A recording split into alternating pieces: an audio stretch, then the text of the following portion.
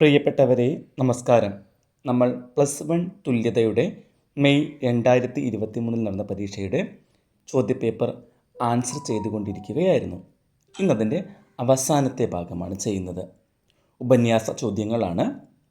30ാമത്തെ ചോദ്യം: പുരുഷാധിപത്യത്തിൻ്റെ വിലങ്ങുകളും തകർത്തെറിയാൻ കഴിയാതെ കീഴടങ്ങുന്നവരുടെ പ്രതിനിധിയാണോ ശ്രീ ഭഗവതി എന്ന കഥയിലെ ഭാര്യ? വിശകലനം ചെയ്യുക. ചെറുകഥയെ സ്ത്രീയുടെ സ്വത്വാന്വേഷണത്തിൻ്റെ വിട്ടുവീഴ്ചയില്ലാത്ത മാധ്യമമാക്കിയ എഴുത്തുകാരികളിൽ ഒരാളായിരുന്നു ഗീതാഹിരണ്യൻ. പുരുഷാധിപത്യ പ്രത്യയശാസ്ത്രത്തിൻ്റെ ഉഗ്രശാസനകളെ നിരാകരിക്കുന്നതിനുള്ള ധീരമായ പ്രതിരോധ പ്രവർത്തനമായിട്ടാണ് ഓരോ സ്ത്രീപക്ഷ എഴുത്തുകാരും തങ്ങളുടെ രചനകളെ കാണുന്നത്. ഗീതാഹിരണ്യൻ്റെ ഒരു സ്ത്രീപക്ഷ ചെറുകഥയാണ് ശ്രീ ഭഗവതി എന്നത്. പുരുഷാധിപത്യ സമൂഹത്തിൽ സ്ത്രീ എന്നും ഒരു വീട്ടുമൃഗം മാത്രമാണ്. വീട്ടിൽ സ്ത്രീകൾ ചെയ്യുന്ന കാര്യങ്ങൾ എല്ലാം തന്നെ നിസ്സാരമാണ്.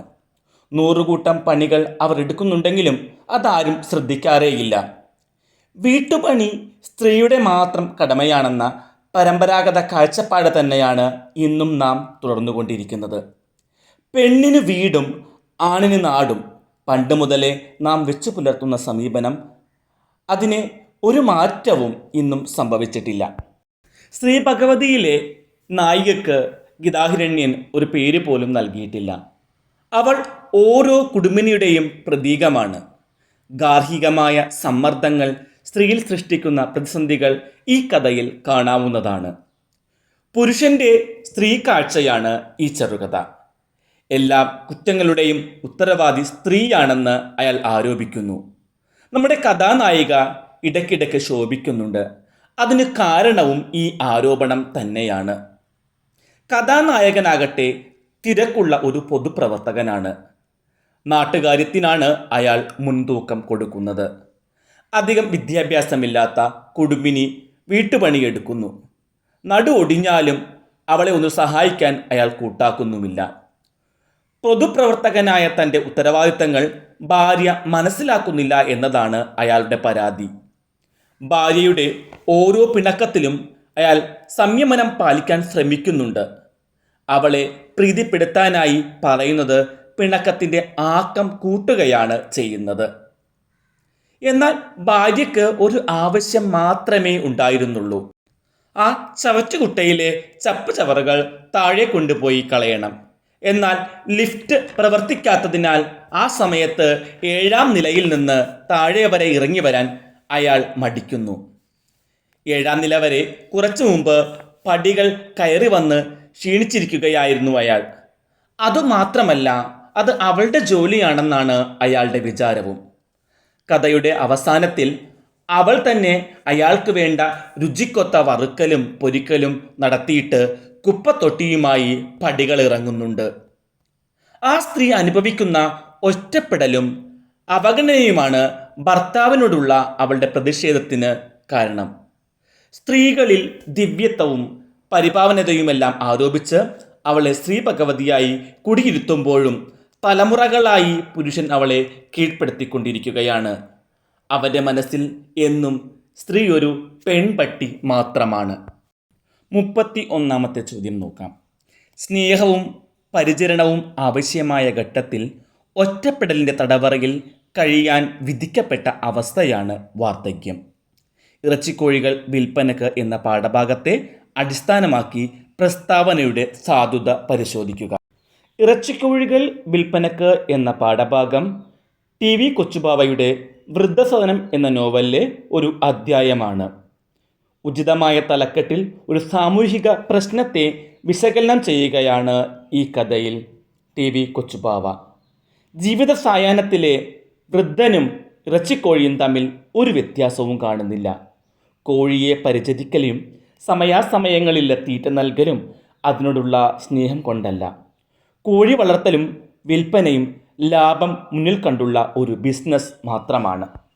മനുഷ്യജീവിതത്തിലെ അവസാന ഘട്ടമായിട്ടാണ് നാം വാർദ്ധക്യത്തെ കാണുന്നത്. ഈ ഘട്ടത്തിൽ ആളുകൾക്ക് സ്നേഹവും പരിചരണവുമാണ് കൂടുതൽ ആവശ്യം. ഈ കഥയിലെ സിറിയക് ആൻ്റണിക്കും പ്രായമായിരിക്കുന്നു. അയാൾക്ക് കൂടുതൽ സ്നേഹവും പരിചരണവും വേണ്ട സമയത്താണ് സാറ ഡിസംബറിലെ ഒരു തണുത്ത പ്രഭാതത്തിൽ അദ്ദേഹത്തെ നിർമ്മൽ ഭവൻ എന്ന വൃദ്ധസദനത്തിലേക്ക് കൊണ്ടുപോകുന്നത്. വൃദ്ധസദന നടത്തിപ്പുകാരന് വൻതുക വാഗ്ദാനം ചെയ്തുകൊണ്ട് മാത്രമാണ് അയാൾക്ക് അവിടെ പ്രവേശനം ലഭിക്കുന്നത് പോലും. വൃദ്ധസദനം കണ്ടെത്തുന്നതിൽ സാറ കാണിക്കുന്ന വ്യഗ്രത, അയാളെ അവിടെ എത്തിക്കുന്നതിനുള്ള അവളുടെ തന്ത്രപരമായ ഇടപെടൽ തുടങ്ങിയ കാര്യങ്ങൾ യാത്രക്കിടയിൽ സിറിയക്ക് ഓർത്തുപോകുന്നുണ്ട്. നിർമ്മൽ ഭവനിൽ എത്തുന്നതിനുള്ള ഇടറോഡിലേക്ക് വാഹനം തിരിയുമ്പോൾ ആ ബോർഡ് അയാൾ ശ്രദ്ധിക്കുന്നുണ്ട്. ആ ബോർഡിൽ എഴുതിയിരുന്നത് ഇറച്ചിക്കോഴികൾ വിൽപ്പനക്ക് എന്നതായിരുന്നു. മനുഷ്യൻ്റെ നൂതനമായ ജീവിത രീതികളും തിരക്കും ആധുനിക കുടുംബ രീതികളും മൂലം വളരെയധികം മുതിർന്ന പൗരന്മാർ ഒറ്റപ്പെട്ട ജീവിതത്തിലേക്ക് തള്ളപ്പെടുന്നുണ്ട്. ഒരു കാലത്ത് ഊറ്റവും ഊഷ്മളതയും ഉണ്ടായിരുന്ന കുടുംബ ബന്ധങ്ങൾ ഇന്ന് കുറയുകയാണ്. ചിന്തകളും ജീവിത ശൈലികളും മാറിയപ്പോൾ മാതാപിതാക്കളെയും മുതിർന്നവരെയും അനാഥരെ പോലെ കാണുന്നതാണ് ഇന്നത്തെ സമൂഹം. ചിലർക്ക് ചെറിയൊരു മുറിയിലാണ് കഴിയേണ്ടി വരുന്നത്, ചിലരാകട്ടെ വൃദ്ധ സദനങ്ങളാണ് ഏക ആശ്രയം. വാർദ്ധക്യം വലിയ അപകടമാണെന്ന ചിന്ത ഇന്ന് എല്ലാവരിലുമുണ്ട്. അതുകൊണ്ടാണ് വാർദ്ധക്യത്തിൻ്റെ ചിഹ്നങ്ങളെ മറക്കാൻ വൃദ്ധർ നിർബന്ധിതരാകുന്നത്. നര സാറയ്ക്ക് ഇഷ്ടമില്ലാത്തതിനാൽ അവൾ വിദേശത്തു നിന്നും വില കൂടിയ ഡൈ വാങ്ങി സിറിയക് ആൻ്റണിക്ക് നൽകുന്നുണ്ട്. അത് തേച്ച് ചെറുപ്പമായതിൽ അയാൾ അത്യധികം ആഹ്ലാദിക്കുന്നുമുണ്ട്. വാർദ്ധക്യത്തിൻ്റെ ചിഹ്നങ്ങളെ മായ്ച്ചു കളഞ്ഞതുകൊണ്ട് മാത്രം വൃദ്ധർ സുരക്ഷിതരാവുകയില്ല. യുവത്വത്തിന് പ്രസക്തിയുള്ള ഈ സമൂഹത്തിൽ വൃദ്ധൻ എന്നും അപ്രസക്തനാണ്. ശാസ്ത്രവും സാങ്കേതിക വിദ്യയും സൃഷ്ടിച്ചെടുക്കുന്ന പുത്തൻ ഉൽപ്പന്നങ്ങൾക്ക് അടിയറവ് വച്ച ജീവിതമാണ് യുവത്വത്തിൻ്റേത്.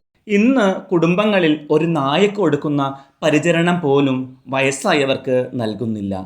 സ്നേഹവും പരിചരണവും ആവശ്യമുള്ള ഘട്ടത്തിലാണ് അവർ ഈ ഒറ്റപ്പെടലിൻ്റെ തടവറകളിലേക്ക് തള്ളിവിടുന്നത്. അതവരിൽ ഭയവും രോഗങ്ങളും ഉണ്ടാക്കുന്നു. മാതാപിതാക്കൾ മക്കൾക്ക് ബാധ്യതയാകുമ്പോൾ അവരെ ക്ഷേത്ര പരിസരത്തോ റെയിൽവേ സ്റ്റേഷനിലോ ഉപേക്ഷിക്കുന്ന കാഴ്ചയും നമ്മൾ പത്രമാധ്യമങ്ങളിലൂടെ അറിയുന്നുണ്ട്. ഒറ്റപ്പെടലിൻ്റെ സൂചന തന്നെയാണ് ഇറച്ചിക്കോഴികൾ എന്ന പാഠഭാഗത്ത് നമുക്ക് കാണാനായി സാധിക്കുന്നതും. ഇത്തരമൊരു സ്ഥിതിക്ക് മാറ്റം വരുത്തേണ്ടത് സമൂഹം തന്നെയാണ്. കുടുംബങ്ങൾ യഥാർത്ഥ അർത്ഥത്തിൽ കുടുംബങ്ങളായി മാറണം. മുതിർന്നവരെ ഒരു ഭാരമായി കാണാതെ അവരുടെ അനുഭവ സമ്പത്ത് നിറഞ്ഞ ആശയവിഭവങ്ങളായാണ് നാം കാണേണ്ടത്.